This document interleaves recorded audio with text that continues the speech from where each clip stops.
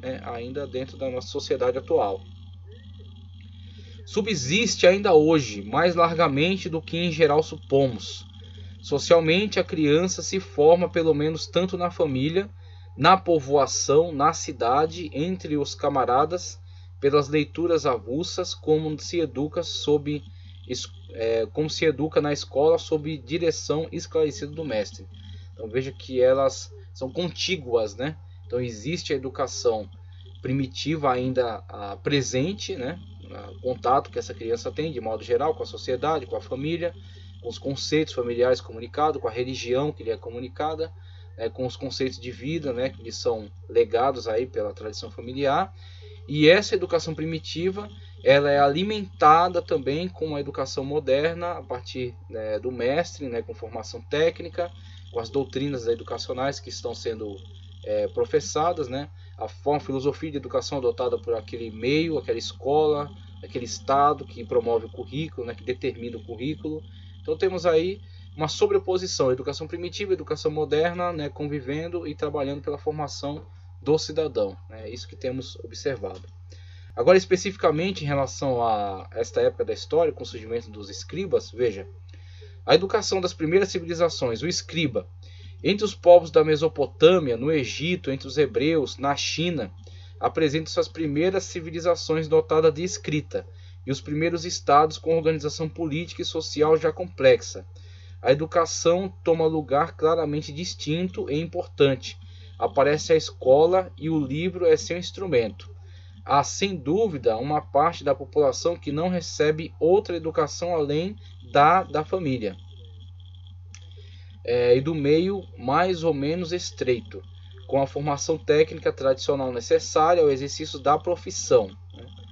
Preparam-se também com exercícios de adestramento especiais, guerreiros defensores do Estado ou da política dos dirigentes. Mas a educação superior é orientada segundo a sugestiva fórmula geral, cita aqui H. Marrou, para a formação do escriba, o Set egípcio, o Sofer hebreu, o mandarim chinês, são servidores da administração, funcionários de um Estado já de numerosas atividades, onde há contabilidade, onde há círculo de correspondência escrita, né, desde muito antigamente na história.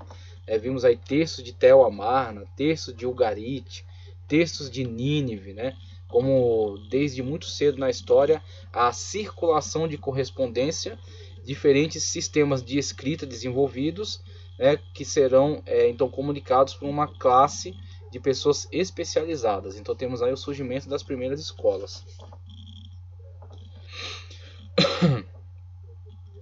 onde se registram os acontecimentos e onde há precedentes, tradições, princípios codificados.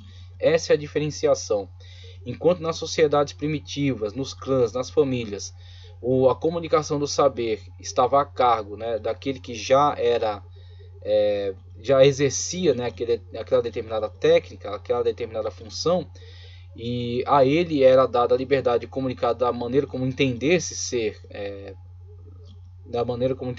conivente, né, ser conveniente, como entendesse ser conveniente a comunicação. Então a técnica não era sistematizada, cada um comunicava da maneira como bem entendesse, né, com as regras, com a pedagogia que adotasse, vamos dizer assim, né? Então uns mais vamos dizer assim, mais enérgicos na forma de comunicar, outros comunicando de uma forma mais amigável. Então não havia uma sistematização. Agora, com esta realidade do surgimento do escriba, do fortalecimento de uma primeira forma de Estado, com esse Estado tornando cada vez mais complexo, né? Administrando bens públicos.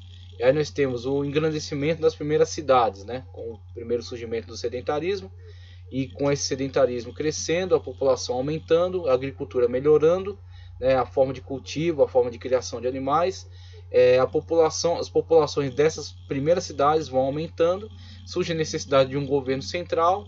Esse governo central vai ampliando suas formas de atuação e vai ampliando também o seu poder. Com a ampliação do poder surge a diversificação das atividades deste Estado, e nessas diversificações a necessidade do escriba, surgimento da escrita, a diversificação da atividade do escriba, e assim temos um ensino sistemático, né, se manifestando agora, com pessoas técnicas capacitadas, né, pessoas autorizadas para comunicar esse saber, o saber para o desenvolvimento da escrita, né, com registro desses diferentes tipos de documentos, e também o surgimento aí das primeiras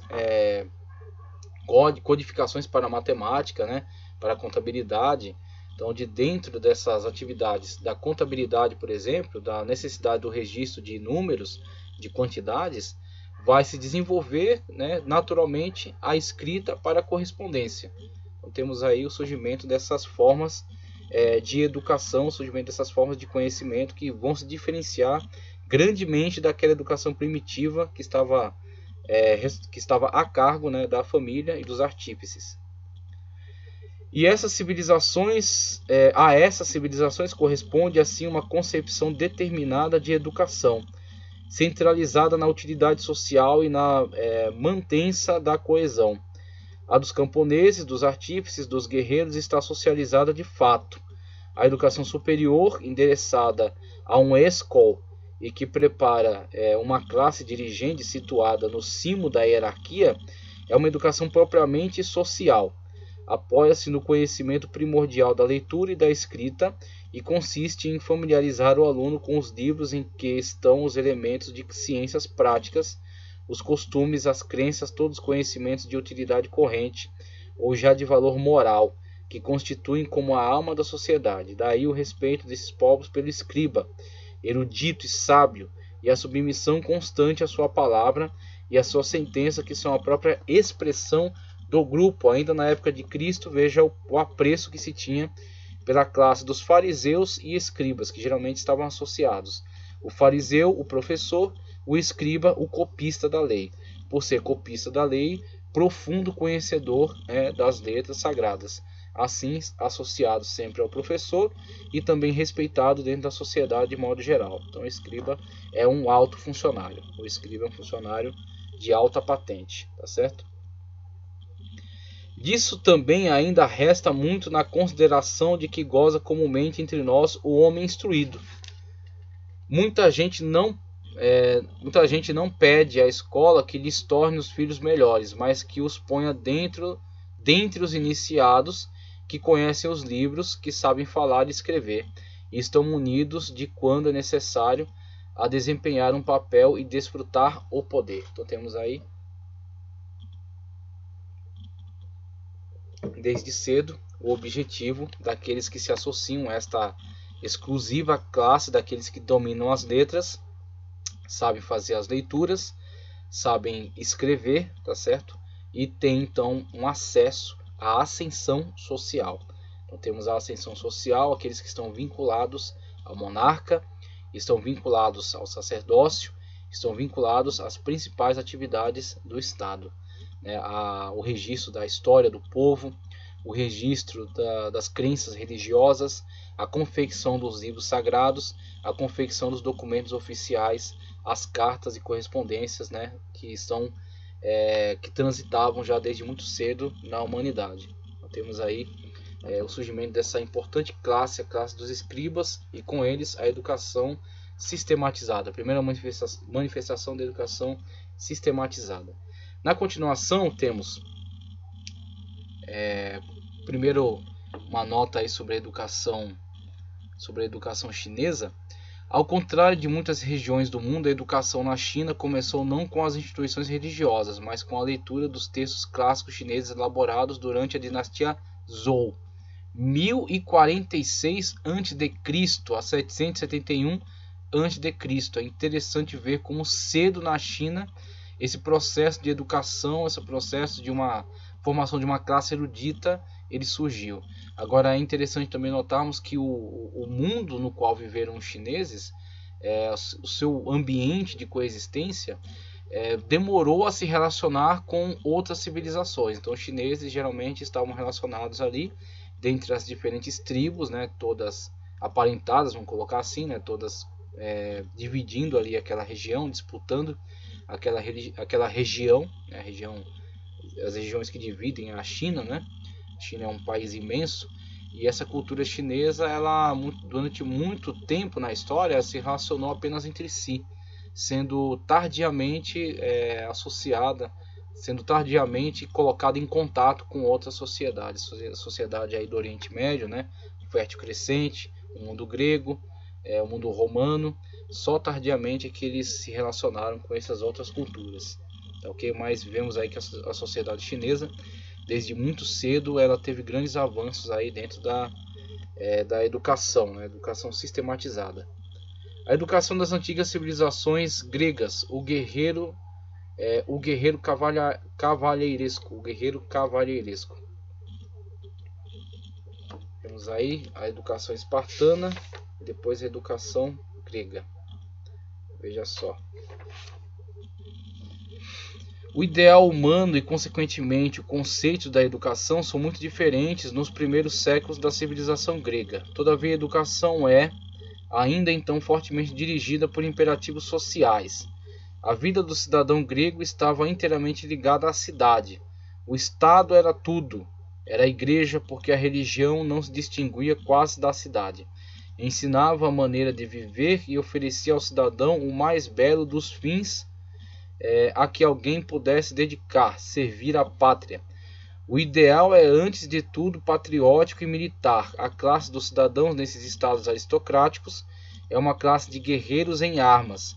E os poetas, o que cantam é o valor militar, a coragem, a habilidade, a fortaleza dos heróis. Os poemas de Homero, que depois, inclusive, de tão forte influência que exerceu dentre os cidadãos desta época antiga da história, foi, vamos dizer assim, adaptado para também produzirem os mesmos efeitos na cultura romana, quando temos a Eneida.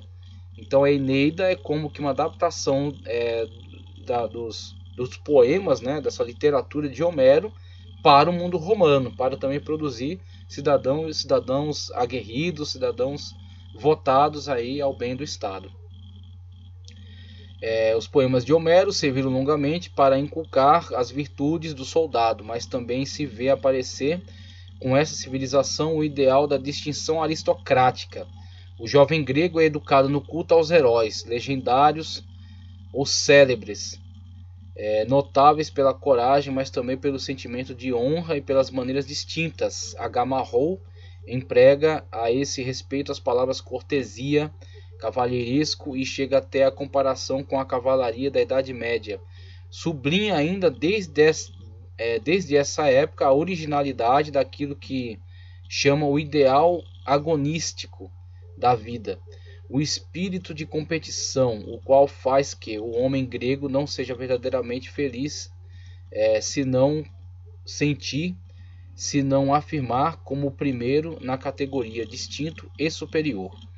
A essa concepção de vida corresponde a educação, que é adestramento nos exercícios militares e no manejo das armas, mas igualmente iniciação nos refinamentos, na delicadeza e nas cerimônias práticas de jogos esportivos, de dança, da lira, da memorização de belos cânticos, dos poetas e cultura do sentimento patriótico, o amor, a glória, da aspiração aos grandes feitos. Então aqui a educação grega, de modo geral, no seu primeiro momento, né, quando começam a surgir, a se formar, né, as sociedades gregas, e elas começam a construir essa grande nação, né, esse grande povo. Aí temos aí primeiro essa questão da honra, essa questão militar, né, muito acentuada, essa questão da disputa, né, e do engrandecimento, né, do homem sempre buscando uma posição de engrandecimento, uma posição de primazia, né? Então temos esse incentivo a que as pessoas de fato busquem, tenham esse tipo de ambição. Então, temos ideais,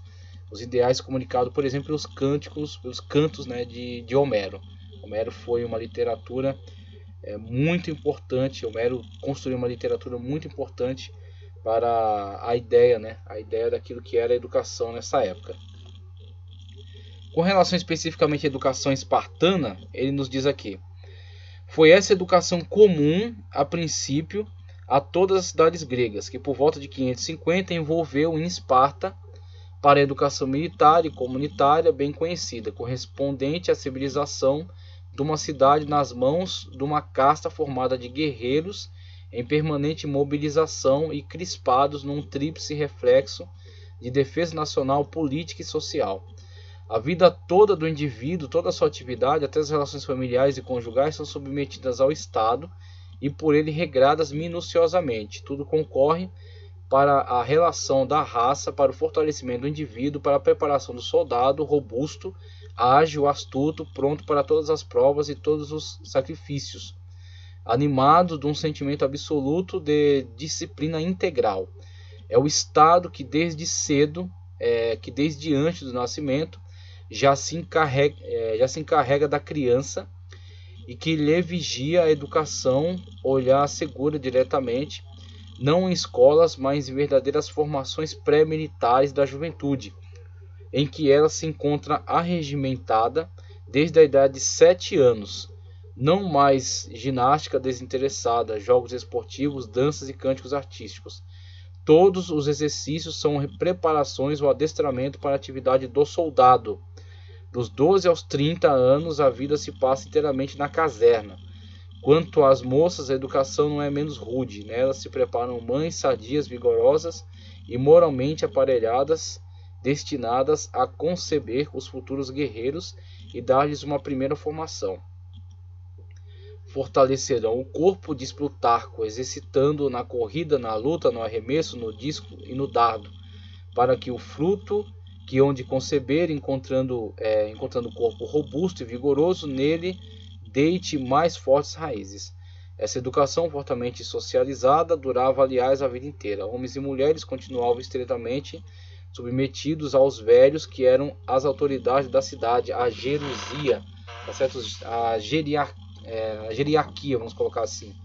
Então era uma sociedade bastante distinta das demais, dirigida, né, por essa classe aristocrática, né, que era idosa, ok? E que sempre propagava, né, sempre mantinha esse ideal militarizado da educação. Então a educação voltada sempre para a defesa, voltada sempre para a questão militar, né? Então um povo dedicado totalmente a essa questão militarizada, né? Temos aí em tenra idade, já eram os homens colocados nesse tipo de educação, que se passava ao longo da vida, e as mulheres, por outro lado, também tinham também estavam voltadas para esse tipo de ideal, né? Tanto as mulheres quanto os homens dedicados a esse tipo de educação, essa educação muito caracterizada pela educação militar, né? Pelas atividades militares. Os homens, embora casados, continuavam a passar os dias no grupo dos companheiros e participavam todas as noites das refeições coletivas. Não havia ninguém que tivesse liberdade de viver como quisesse. Todos estavam na cidade como um acompanhamento.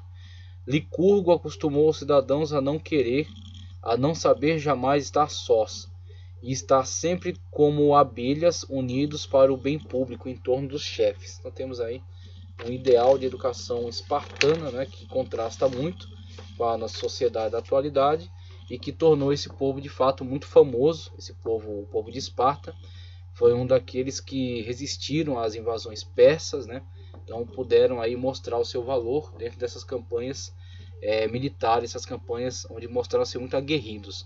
Todavia isso não durou, né? Então temos aí depois o enfraquecimento desses ideais tão rígidos, né? Esparta perde essa fama, né, como uma educação tão militarizada, com um povo tão militarizado. Mas isso de fato foi bastante característico e foi bastante marcante, né, para essa sociedade. O aparecimento de uma concepção humanista, a educação elementar em Atenas na época clássica. Então, antes de entrar nessa questão da educação ateniense, em tela temos aí algumas sugestões de como se dava a educação espartana. Aos 7 anos passavam a viver em quartéis, aprendendo exercícios militares e a suportar a dor e o frio. Aos 15 anos passavam por um ritual de passagem, se falhassem eram rebaixados a uma condição inferior no grupo. Então temos aí as castas sendo estabelecidas, né? Visava-se o bem do Estado acima do bem do indivíduo. Então, independentemente disso de causar algum tipo de trauma ou não, isso não era importante. O importante era que os melhores estivessem associados aos altos cargos do Estado, certo? Estivessem disponíveis para que essa jerarquia pudesse empregá-los nas batalhas, pudesse empregá-los na condução do negócio público, tá, ok? Então buscava-se sim promover essa disputa, né, e essa ascensão daqueles que fossem os melhores conforme aqueles critérios, né? Critérios muito militarizados. Dedicados à guerra, os que eram dedicados à guerra, os espartanos viviam daquilo que era produzido pelos hilotas em suas terras. O comércio praticamente não existia. Então temos aí uma questão bastante limitada para essas atividades econômicas, né? Então era extremamente militarizada, este era o ideal da educação deles, mas por outro lado isso, vamos dizer assim, limitou o desenvolvimento deles em relação à cultura literária e em relação à cultura comercial, né? A cultura comercial entre eles não se desenvolveu muito. Talvez um dos motivos pelos quais esse tipo de sistema não pôde se estender ao longo de muito tempo, né? Depois veio a se enfraquecer, talvez devido à sua rigidez. A educação ateniense, veja, educação elementar em Atenas na época clássica. Se a educação cavalheiresca dos antigos tempos se empederniu e se dessecou em Esparta, para transformar-se numa educação estritamente militar, arregimentando o indivíduo na severa disciplina do Estado, evoluiu ao contrário na Ática, pela acentuação dos elementos culturais de ordem esportiva, artística e intelectual, como a educação ateniense, a educação na Ática, né? Ela se diversificou para abranger outras áreas de interesse da sociedade, né? Então não temos uma questão limitada a uma educação tão rígida e tão militar. Temos uma educação que também tem um ideal militar, mas ela abrange outras áreas, né? A área esportiva, a área artística, então diversifica, né? E torna a sociedade mais avançada e mais pronta, né? Para diversas situações que desafiam, né? Uma sociedade, dá resposta a diversas situações que desafiam uma sociedade. Veja só. O ideal patriótico continua sem dúvida vívido, e o ateniense é, como todos os gregos, o homem de sua cidade. Mas essa formação cívica não deixa senão um lugar muito restrito à preparação militar propriamente dita, os exercícios guerreiros e o manejo das armas. As atividades foram totalmente refinadas numa ginástica de cultivo do atletismo, que visa competições esportivas e a realização tão completa quanto possível de um ideal de beleza corporal. O jovem recebe sua formação, a principal de sua educação, a partir dos 12 anos no campo de esportes, a palestra, sob a direção do Pedótriba.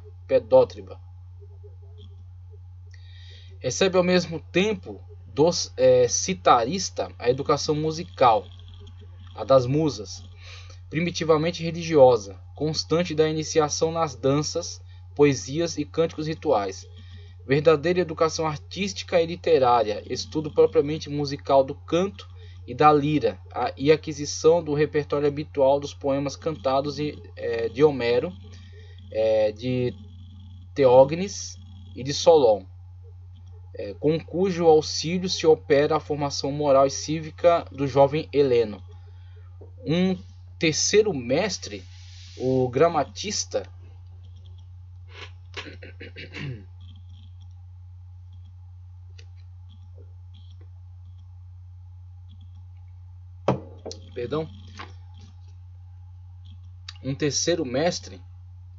o gramatista, de grama, letra, né?